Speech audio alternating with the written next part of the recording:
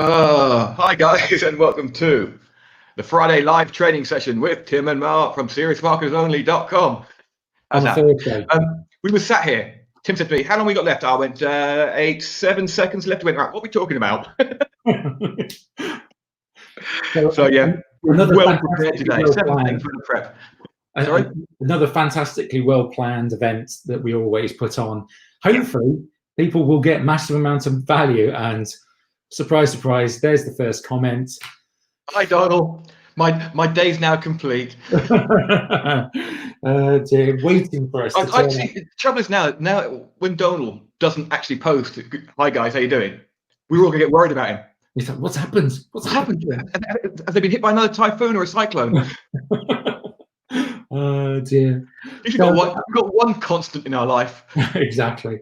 So I was just telling Mark about an event that I got invited to do yesterday, to do a presentation for a kind of, I think they're an events company. There might be a training company, and they were doing an e-commerce day kind of thing. And I listened into some of that. I was talking about how I'd never heard of these guys before. A really bizarre event. And I watched some of the warm-up acts, if you like, the people who came before me.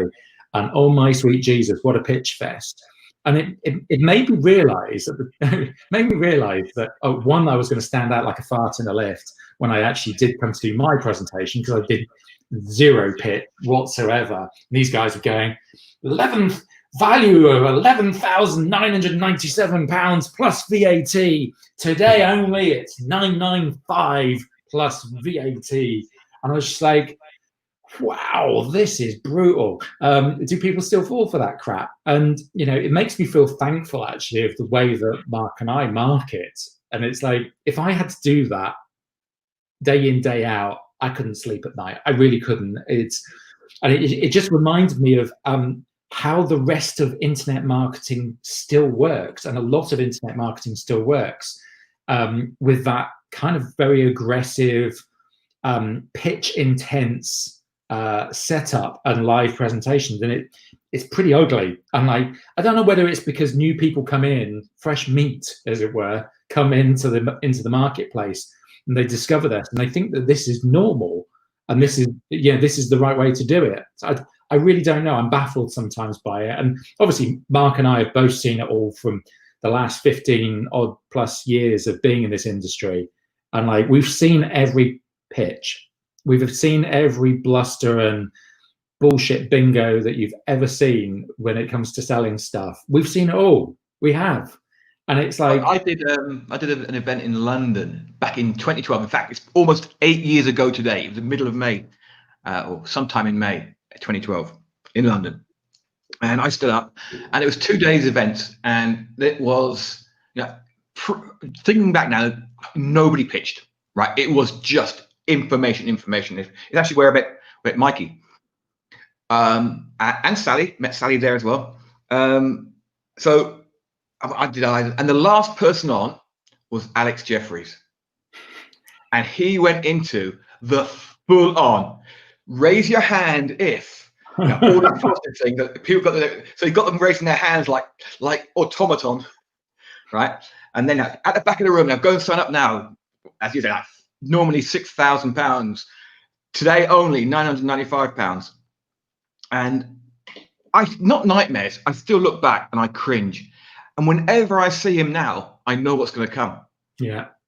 And it was just, it was horrific. There was really, one guy. Really horrific. There was one guy on this, and I kid you not, he basically, in the middle of his pitch, he was talking about an event that he was going to be putting on, a 4-day event. And I think it was like, I don't even know if it was a live event, so no idea whether he knows whether it's going to be put on or not. But he said, and I tell you no lie, honestly, he said, if you've got a funeral booked for this particular day, cancel it. You need to come to my event. And I was like, seriously, why would you say that? Why? I was just like, that's brutal. Like, tens of thousands of people have died in this country in the last 2 months, more than they should have done. And he says something like that. I was just like, Oh my God, it's vicious. It is. Oh, I honestly, I don't understand the mentality of it.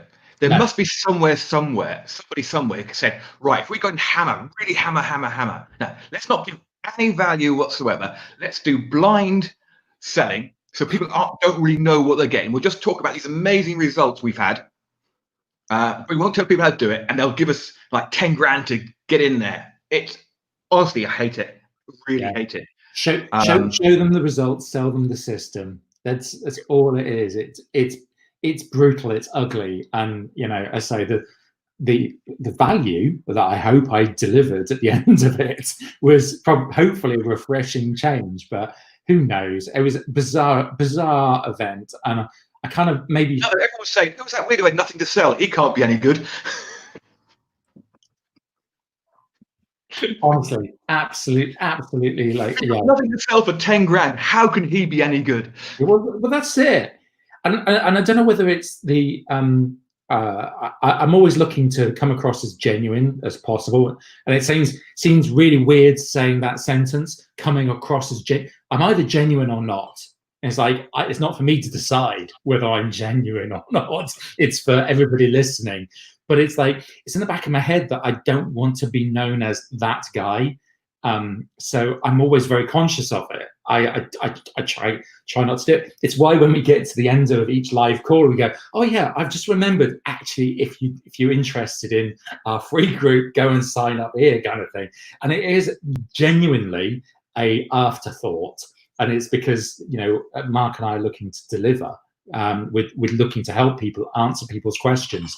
That's what it's all about. So no, that was my bizarre week that we've had, obviously alongside another bank holiday in the UK. So, but yeah, no, that's been my week. So what's been going on in your world, Mark? I've been writing a 15-sentence script. How long did that take you, Mark? A week. All week. No, I've started. We're doing in SMO Pro. I'm doing a YouTube ads case study. Is that in the black? Is that black book? Is it in the black book? Yeah, in the black book. So if you're in SMO Pro, go into the black book. You'll see a new section I've started this week. It's got literally another case study. This time it's all YouTube ads, and so I'm doing it so you can literally do it alongside me. So I've given myself 4 days to do the script. So that's it, and I'm just filming myself doing it, and then we'll go and release it as a video, and then we'll split test it with another video, and then we'll split. That's a nice Tim, what are we going to talk about today? We're going to talk about split testing. Exactly. And why do we split test, Tim? Because it's actually the only real way of actually knowing through the results that we get through a split test what thing works and what thing doesn't. Yeah. And that's I kind of think of split testing. I don't even think about the phrase split testing. It's just a natural inherent thing for me to do, to go, okay, well, I want to put up an offer, but I also want to test that against something else. And so everything that I do, I'm creating it. Say, for example, on a real basic level, Facebook ads, I'll have 2 different creatives of the Facebook ads.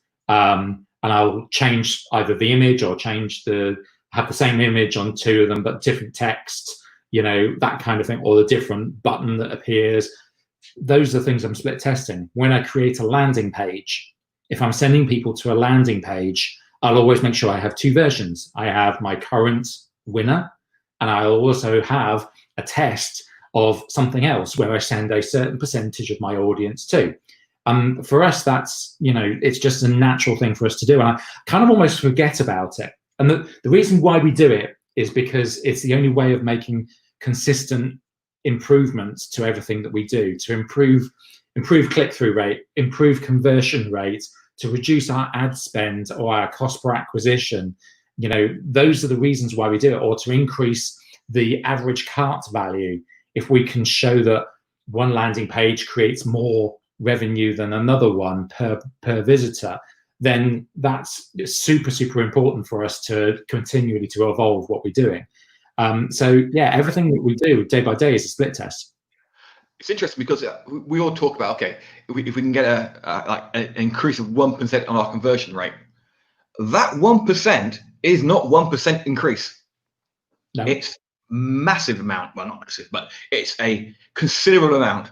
So if I went, say, for example, from 3% to 4%, okay, which is a 1% increase in conversion, it's not. It's actually a 33% increase in conversion. So we get 33% more people actually go ahead and buy our product versus the other ad or the other landing page or whatever it might be. So so this week, one of the things I've been doing is looking at organic traffic coming to our blog, and what do we do with that organic traffic once they arrive there? The same question that I ask all the time: what happens next? Certainly for organic traffic, it's a good question to ask. If somebody's found you organically, it's actually quite a strong visitor. It's a strong signal. So if you've got a blog post that is collecting, say, I don't know, 1,000 visitors a month, and it's like, okay, so what happens with those 1,000 visitors once they've read the blog post, or once they've read 50% of the blog post? What do you do next? So we have opt-ins. So Mark and I, we both use ConvertBox as our tool for capturing email addresses or redirecting somebody to an offer page on our site, those kind of things. That's what we use ConvertBox for. So I've been setting up this week some split tests, and I've had, you know, offers and all sorts of stuff set up before. But one of the tests that we've set up this week is offering a 10% discount on their first order versus sign up to our email list. So the first one gets sign up to our email list, get a 10% discount code. And the second one is sign up to our email list and get entered into a contest. Every month we give away £100 store credits to one person who is on our email list. So that's the split test. I want to see whether which message, which offer essentially gets more people to opt in. And that's at its core, that's a basic split test. But even if I say, for example, if the difference between somebody opting in to get a 10% discount versus opting in to get £100 store credit, it's like, how much is it costing me to acquire those particular customers? Organic traffic, I'm not really interested because it hasn't cost me anything directly.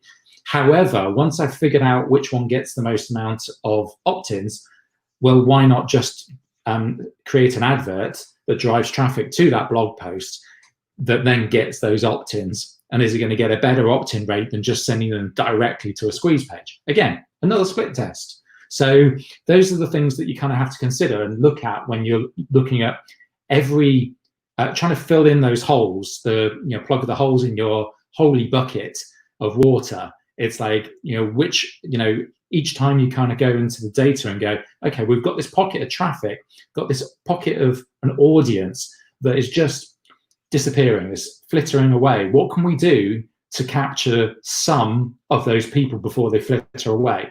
And this is exactly what we do every day. I'm looking at different opportunities and I'm going, okay, so we've got another example. We've got all these customers who bought once from us. So 50% of our customers do not come back for a second helping. Okay, what can we do to try and get those guys to come back for a second helping?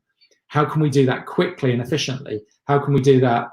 Is it a physical mail shot, a postcard? Is it an email sequence? And we're testing different things on those as well. So we're always looking for ways of maximizing, going back to the 3 pillars of e-commerce success that I was talking about on this presentation yesterday. What I was talking about was there's only 3 ways of increasing the value of your business or increasing your business. Is 1, get more customers. 2, get them to buy more stuff, i.e. increase average cart value. Or 3 is to get them to buy more frequently from you. So I'm always looking at, okay, so each pocket of traffic, what is that going to do? Is it going to give me more new customers, higher average cart value, or is it going to get them to buy more frequently from me? And that, for me, is where we start looking at split tests. I look at an opportunity, traffic source or a pocket of people. How can I test to try and improve one of those 3 things? I'm just telling Ian what that was. Oh yeah, very old. Anyone who's been marketing a long time and hasn't got one of them wasn't trying hard enough. Hence why I've got one of those. Easy articles, 100 articles in 100 days. I actually have a full set. I did it 4 times and I had full set, and Alison's broken 3. That's the last one that's left. You might actually one day clean it. No, it was clean before. It's just I've been drinking from it, and I dribble a lot. No comment. But the thing is, with everybody goes, oh, split testing's difficult. It's not. It is pretty much every tool worth its weight allows you to split test. So, for example, someone lands on your blog. You can show them 2 different headlines or 2 different articles or 2 different images at the top, or 2 different opening paragraphs simply by using a split test plugin. There's enough free ones out there, there's enough paid ones out there, or low cost ones. Then you can have your convert box come in. You can split test 2 different boxes, see which one gets more subscribers. You can then send out your onboarding email, 2 different headers from Active Campaign or anything else that does. So you can see which headline works, which headline and which opening paragraph works best. And suddenly, we're not trying to make massive changes here. We're trying to make 1 or 2% or fractions of a percent. And if you keep on doing that, nudging,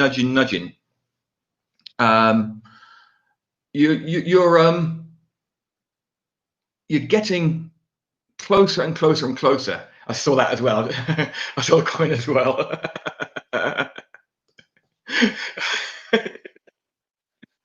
See, the thing is it's how you describe the contest. Okay, for me, it's like I'm not selling necessarily. I'm not forcing people to opt in to be in a chance for winning the contest. I'm asking them to join my email list. Okay, so that to get my emails. Just so happens on that email list, if you are a consistent subscriber, and you, as long as you remain a subscriber, you are eligible for our contests, our offers, and all the other things. So we've got the terms and conditions and all that kind of stuff, so to make sure that we are absolutely legal, GDPR and otherwise. And it's like, yeah, people are aware of what they are signing up to. So they're signing up to our email list to get our emails primarily. The contest is secondary. The email list get like normal offers. Yeah. And we pick one every month, and hey, you can have here's a £100 coupon. Yeah. But all you're trying to do with split test is literally just nudge and nudge and nudge and nudge. And if you have something that doesn't work, okay, revert back and try something new. And you'll learn so much from it. The best split test ever is complete bullshit. The orange Belcher button. Do you remember that always have an orange button on the page? It doesn't actually make that much difference. No, it's and minor things. Yeah, it's things like if you were to do button tests, the biggest button test you could probably do on a page is test a button that matches the same color scheme as the rest of your site, okay? Or you can do a opposing color on the button. That's important. It's like, having an opposing color that makes it stand out will get a bigger click-through rate than, say, for example, an orange button versus a red button kind of thing. So what you're looking for is to try and impact the bigger changes. So I'm just seeing Tom's been sending me messages. Yeah, I mean, I'll be shocked if the government makes that illegal, but then these betting terminals that they've got everywhere aren't illegal. There's something wrong going on there. But anyway, so Tom, you're distracting us. Stop distracting me, Tom. Ah, dear. So yeah, so go on. When you are split testing, start with the most obvious stuff first. Forget all these button colors and little bits at the bottom of the page and call to action. No, start with your headline. right? And if you've got like something like Hotjar or is it Mixed Panel? No, something like that. I can't remember. Is it Mixed Panel? There's lots of free tools out there that will actually monitor how far down a page people look. And if you find they're getting to halfway, 3/4 way down, and then they stop, change the header on the next section, or just above where they're stopping, add a new paragraph, right? See if that works. And then when you're getting people to go all the way down the bottom of your page, then change your button colors. When you run out of things to test, then change your button colors. To be honest with you, you shouldn't you shouldn't ever really run out of ideas. And it's like ultimately, say for example, a landing page, you can do very, very contrary pages. So one of the things that I think I've talked about in one of the previous calls that we did was that I gave one of our pages a sex change. Because we realized that most of the people that were landing on the landing page and actually buying were guys, yet all of the copy was written directly more towards the female of our audience than the male. Obviously, I can't really talk for other genders that are out there, but no, certainly we decided to give the landing page a sex change. So we started mailing it up a little bit, so giving more male images, more male testimonials, the images of the magazines that we've been in, instead of it being women's health and women's fitness and all that kind of stuff. We were using things like Serious Fighters Only and various other male magazines that we've been featured in over the years.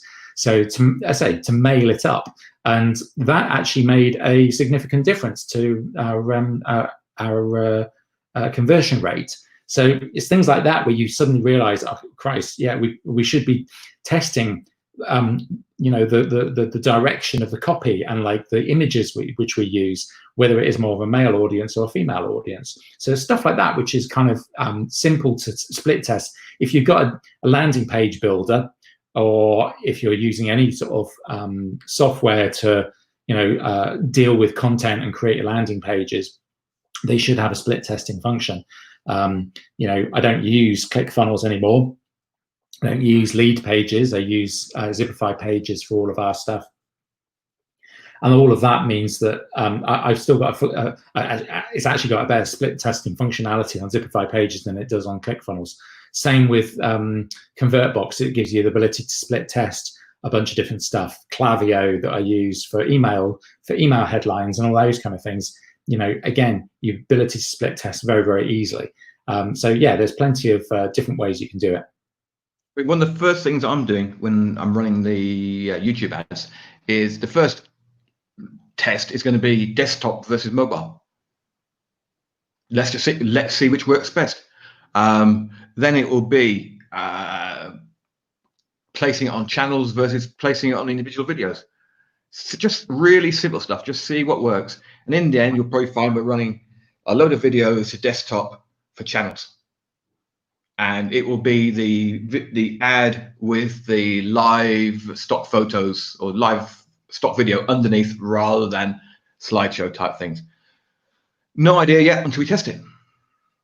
So one of the things that like the maths part of it is actually kind of interesting. And like, I know we've had people on before talking about split testing software and stuff like that before, but like very, very simply, you can have split tests. You don't have to just split test one thing at a time in your entire funnel. You can split test your ads as the starting point. So you can have a split test there. You're going to split test on the landing page it goes to. You have a split test on the the checkout pages or the upsell offer or the downsell offer or whatever it is. So you can have split tests across all of them. If you make an increase, find an increase of 10% in the number of people who click through an ad, and 10% increase in the number of the conversion rate that you get, and 10% increase in like the checkout conversion, then it's not 10 plus 10 plus 10. It's 10 times 10 times 10. There is a exponential growth essentially in the ability for that to benefit you. So just look at each different element of your copy, of your landing pages, of your adverts, and all those kind of things. And each little incremental update will have a profound impact even further down the line. Yeah. So, what else are we going to chat about? I don't know. Hey dear. Anybody else got any questions for us about split testing? And anybody tried any particular split test that surprised them?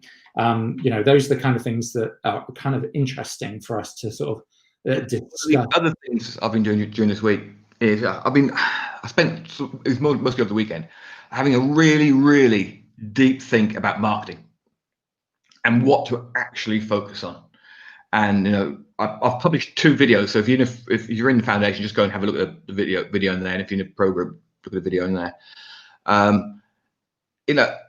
When you start, let's say you want to start next week, you say, right, I want to go and sell an affiliate product. Okay, start off with the closest part to selling that affiliate product that you can do. So literally, a thank you page, or send someone to a review or whatever. Start there. The closest bit to the result that you want, somebody to buy something. Then go to the front end. Okay, so I want to sell ClickFunnels. Okay, what do I need to do? Well, I need to call somebody out. I need to let's get people onto a list, and on the thank you page, I'll send them a link, and I'll send them an email, a series of emails trying to get them to buy ClickFunnels. Right? Okay, so I've got that bit. Now, how do I get them onto that? Okay, let me write an article. Let me do a review article. So you've got a review article at the front end. Then you ask yourself 2 questions. The first one is, for that first front end review or whatever, how do I get people there? Right? How am I going to get people from the internet onto that page? Right? Write down 4 or 5 different ways that you can do it, and then start at the top, test that. Does that work? No. Okay, test something else, test something else. From that first landing page to the last part of your funnel, say to yourself, how do I get people from that page to the last page? And that's pretty much all you need to do. You need to take the internet, somehow get them onto a page, which then you work out how to get from that page to the page that butts up against your objective. Now, there could be 3 or 4 steps in the middle. There could be 1 step. There could be no step. You could just do it from that first landing page. It doesn't matter. Everyone's thing's going to be different. And once you start doing this, you'll notice that there's absolutely no difference from selling something like cars online to selling lean greens, from selling a membership product to selling cordless drills, from selling whatever you can sell online. You will find that everything is basically in that format. I was just going to go back to, how do you get the internet to discover your page? And there's actually really only a few different options that you have available to you. 1 is paid ads, 2 is SEO, 3 is affiliate marketing, which is it's a bit circular. Bits as well. So other people's traffic, other people's landing pages, or it's offline. That's pretty much it. There's social as well, but hey, but those really, that's all you've got, all the options you've got. And then within paid ads, obviously you've got a whole plethora of different locations to get stuff. There are downsides to things like, obviously SEO takes the time. It takes time to get the SEO working and organic traffic built going to your site. Thanks, Ian. You've got so social media. Yes, you can build a social media audience, relatively straightforward. It's your own audience, which is super key. It's like, how do you get your own audience? Well, generally you have to go back and look at SEO and paid ads and all those kind of things. When you look at paid ads, ultimately that's a lot faster. It's a lot easier. It's a lot quicker to get traction and to build an audience if you have a little bit of cash to pay up front to acquire that audience. So as with what does it say? Hitting 2,000 page likes tonight for just under $80. I just need to figure out how to get them onto an email list.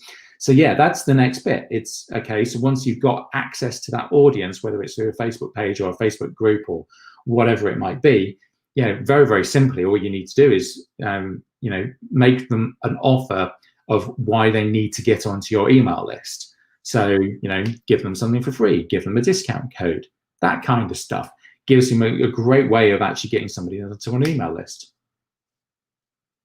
And then you can sell something. Sorry? And then you can sell something. That's ultimately what it comes down to, is like, the whole internet marketing at its core is like going, okay, I'm going to go to the traffic shop to get traffic. I'm going to, put them onto my list and like have this list of people that I build a relationship with, and then I sell them something that they're looking for, or that solves their particular problem. That is it. Really, that is it. Exactly. Should we knock on the head? I think so. I think that the split testing idea came from a couple of things that I was looking at earlier today. One of the reasons for looking at this was like I saw an example actually in an email I got earlier today, which was to do with user-generated content, and like they were split testing between putting user-generated content on a third-party influencer's social media pages versus user-generated content on your own Facebook pages.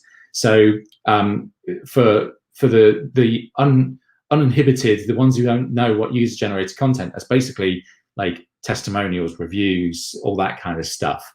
If you can use those, put them up onto your Facebook page and use those as adverts, and they split test it, spending the same amount of money, both on the influencer versus on your own page, and they discovered that the user-generated content on your own page, it was gave us I think it was a 2.7%. 2.7 times more revenue than the influencer page. And it's like, those are simple split tests. It's like people say, well, how do you know that influencer marketing works versus marketing on your own site? How do we know whether user-generated content, where's the right place for user-generated content, your reviews and things like that, on your own Facebook page is way more effective. So it's stuff like that, which is, split tests like that, which fascinate me. And I think is really, really interesting that people like are willing to share those results. So absolutely, like if you, share your own split testing results, stick them up onto the free group at SMO. So joinfmo.com/free. To influencers. I hate that term. Influencer. Oh dear God. I actually thought, where was it? Oh. Okay, I was watching First Dates Hotel the other night, and there was an don't worry. There was an influencer on there, right, who hadn't had a date for 13 years. Guess what her specialty was? Dating. Online. And I thought that sums up influencers. The one we keep on coming back to, the influencer with 200,000 fans who couldn't sell 30 t-shirts. Oh dear God, influencers. Love them. What would we do without them? Quite a lot. So Tim is actually going to write a post, he doesn't know it yet, in SMO Pro about user-generated content. Aren't you? I am. Right. And I will put, when we get some results, I will put that in the foundation. That's how it works, guys. And now you have to tune in to find out what we're doing and how it worked. Oh, God, I love this stuff like this. Right, that's it. Let's bail out. It's been a shitty week. You can tell that it's Thursday afternoon and both of us are absolutely I'm not used to thinking. Dear. I'm just used to reacting. Dear. Well, thanks very much for guys for coming on. Appreciate the comments.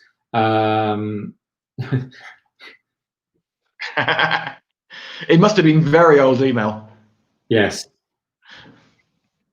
Right. So yeah, have a great weekend, guys. Stay safe. Enjoy yourself. Stay at home, protect the NHS. Don't go to Barnard Castle. Don't go I hear to it, unless you need an eye test, in which case the Specsavers there is supposed to be really, really good. Well, apparently, like, you know, if you spend time in Barnard Castle, you might as well go to the GlaxoSmithKline, you know, HQ, which is literally just down the road. Funny enough, one of the biggest pharmaceutical companies in the world, and there's some dodgy stuff going on there. And, you can also buy some more of the BrewDog, their new beer. I did see that. That was fun. Test. Right. On that note, and that's actually true. See you later, guys. Bye.